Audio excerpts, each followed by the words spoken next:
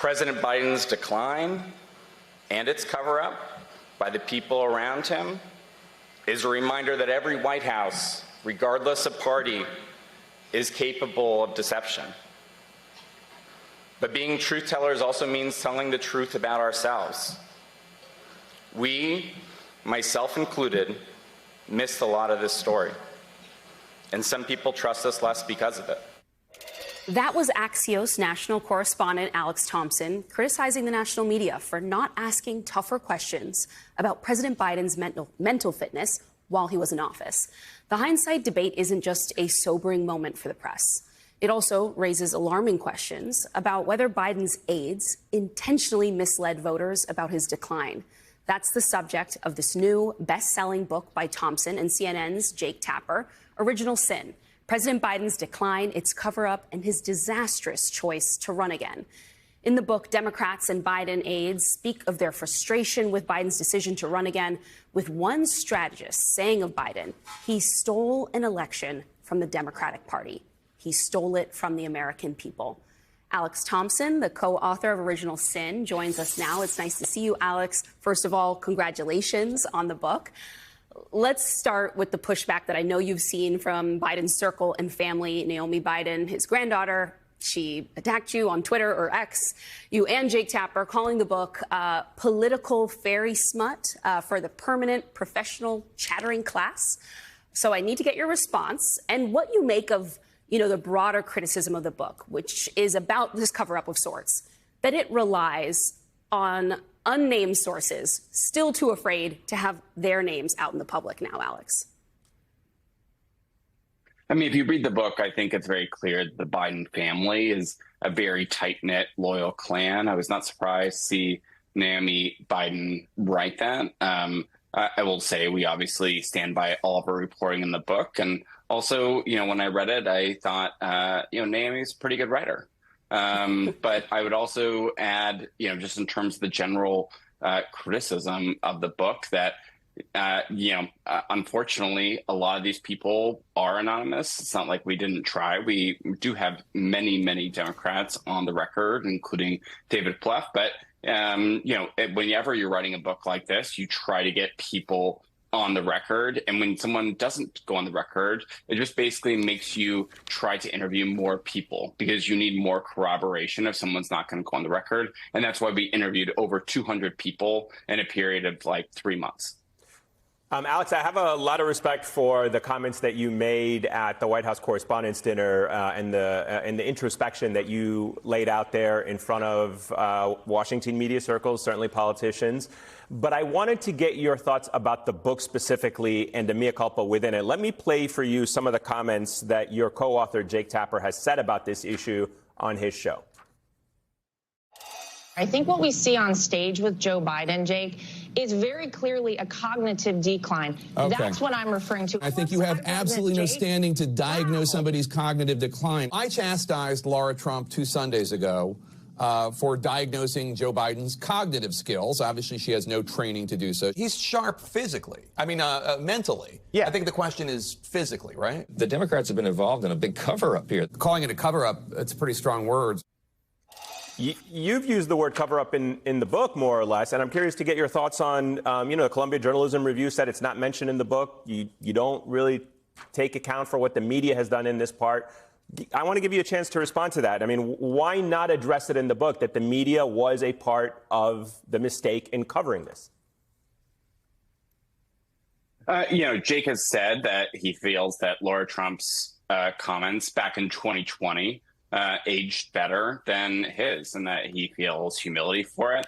But I would also say that the Joe Biden of 2020 is different than the Joe Biden of 2023 and 2024. As for, we do certainly address the media's role in this book. There are several sections about it, but also Jake and I aren't media reporters. I think actually there's an entire book to be done about sort of the media coverage of Joe Biden. We felt like we couldn't ignore it, which is why we have it in there. But it is not the biggest focus. I'd also just say, like an internal sort of publishing world thing. We pitched a book for 50,000 words. We wrote 115,000, and then we had to get it down to 85,000. So some people, there were some things that were cut that I still wish were in there. Alex, since the book came out, we've seen a number of former Biden administration officials, including cabinet members, come out and basically say, well, I never saw this side of Biden. I had limited contact with him. Every exchange that I had with the guy seemed okay. What do you make of those kinds of comments? And are any of them at odds with things that people said to you privately? I'm not surprised that they're still saying the same thing they were saying all 4 years of the Biden administration. I think to go on the record and say otherwise would certainly be detrimental to their careers. But I think it's a question that they should continue to be asked. There are a lot of people in the Biden administration on the top levels, from cabinet members to senior White House officials, that completely disagree with that assessment, that he was fine, which is honestly fine is like a pretty low bar, but that he was fine. We have our reporting that as his decline, really swiftly in late 2023, early 24, there were steps taken to also limit access to Joe Biden, to the point that like many cabinet members said that they basically almost never saw him, and that they started having to brief other senior White House officials who would then brief Biden. If I could ask just one quick follow-up on that. You quoted an anonymous cabinet member saying that Biden could give maybe 4 to 6 good hours per day. I am wondering if that is an accurate assessment. How did any of his aides account for the fact that they wanted him to serve another 4 years? If in his first term he could only give, by the end, 4 to 6 good hours per day, what was the expectation that he would continue to be able to perform even that well in a second term? I mean, I think it's it's a great question, but I think it's a better question aimed toward the former senior Biden White House aides of how they justified supporting this reelection effort, even though many of them did not believe he was up to the job to do for 4 more years. I mean, we do also quote a longtime Biden aide as basically saying, it's okay because, all he had to do was win, and he only had to show occasional signs of proof of life.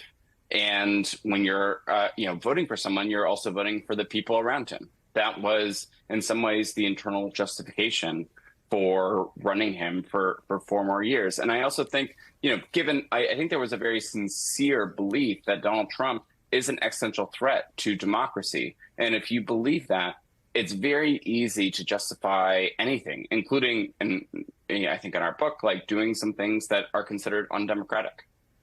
Alex, I want to get more of your thoughts on where the sin begins or originates, because I remember interviewing President Biden, then Vice President Biden, in 2020 in Iowa, and having conversations with the people around him who were very much telegraphing that he was going to be a one-term president, and meeting voters in Iowa who were voting for him because they believed he was just that bridge for one term.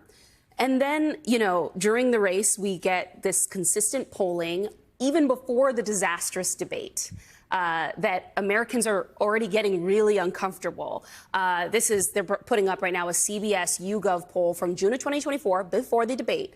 Already 65% of Americans were concerned about his mental and cognitive health. So his team, all the people around him, every member of the party had access to this information. It was very public. Reporters were talking about it. Why do you believe the Democrats push forward anyway, despite what Americans were telling them month after month? I mean, it's a good lesson for the Democratic Party, and you should listen to your voters and listen to what they were very, very clearly saying. And let's be honest, the reason most of them did not speak up is because they were scared of the effects it was going to have on their political career. They saw what happened to former Congressman Dean Phillips when he spoke out and then eventually ran sort of a last-ditch run for president, and now he is no longer in Congress. There was honestly like fear, and I think even the book you could call it cowardice on the with among many Democratic lawmakers about like their concerns about him running for a second term, and they only finally went public after the debate when they realized that Biden's own liabilities were going to drag them down too. So obviously, Donald Trump won, Joe Biden lost, and yet here we are again with now the oldest occupant of the White House. If you take the lessons learned from the book, both about where the country is on having elder presidents and, more importantly, where the media is there a double standard in which, in a way, the way the media covered Joe Biden's health versus Donald Trump's health during the campaign? And certainly now, is there a double standard with the way we are covering it? I mean, are you out there also investigating and reporting about Trump's health in the same rigor that you did this book? I'm so glad you asked this question, because while we didn't know that much about Joe Biden's health, we know even less about Donald Trump's health. He was completely untransparent during the 2023-2024 campaign. He has not been transparent since, and there is no mechanism forcing him or any future president to being transparent about their health. He could be on anything. We really have no idea. So I think it's like a really vital question. I will say that, in 2023, I wrote an entire piece about how Donald Trump had not been transparent about any of his health. The last month or two, I admittedly have been busy with this book, so I have not returned to the subject. But I think it's a completely fair. Donald Trump was older on his inauguration day than Joe Biden was on his. Donald Trump's health is completely fair game, and there should be incredibly investigative reporting onto how it's affecting his job as president. Well, even if he's not releasing his records, we can all see with our eyes and hear with our ears what he sounds like much of the time. Just as an example, his remarks at West Point, which rambled all over the place and talked about yachts and trophy wives and everything else. And it still feels like that is not getting the same kind of attention that perhaps comparable remarks from a Joe Biden would have gotten. So what is your advice to members of the media today about how to cover even what we do know about what doesn't seem to be perhaps the best mental acuity, to use the term of art, from our current president, just based on what we observe every day? Yeah, I would say there's a big difference between observing and airing remarks or sort of stumbles in public that clearly the media aired a lot of those in 2023, 2024, 2022 about Joe Biden. Some of them are continuing to do, but I do think there's a difference between that sort of journalism and journalism that actually investigates behind the scenes of what the White House and the apparatus around it are doing to accommodate the limitations that come with an 79, 80-year-old president. That was sort of what I was trying to do with Biden. It wasn't just he mixed up names today. I think there was a real important reporting beat with both Joe Biden and with Donald Trump right now about what the White House is doing to try to accommodate his limitations. And that, I think, is more important than, just airing. Part of the problem with both Joe Biden and Donald Trump is they've both been long-winded and a bit all over the place when they give public remarks. So it makes it a little bit more difficult. If you get actual reporting from behind the scenes, I think it makes it more consequential. It makes it more impactful. One last quick question for you, Alex. Did you by any chance come across any reporting, or do you have any thoughts about the diagnosis of Joe Biden's prostate cancer? Was there any suggestion in any of your reporting over the last several months that there was something happening behind the scenes? A lot of people think this is a little too sudden. We don't have any reporting about it in the book, but you better believe we're going to continue pursuing this for a potential paperback. I will say that the severity of the diagnosis has honestly led to skepticism among many longtime Biden aides as well. I would also say that, most medical experts believe that he had significant cancer while he was president, given the severity of the diagnosis now. So the real question is, did he have cancer and his doctors missed it? Or did he have cancer and they didn't disclose it? And that's sort of the question that I'm continuing to pursue.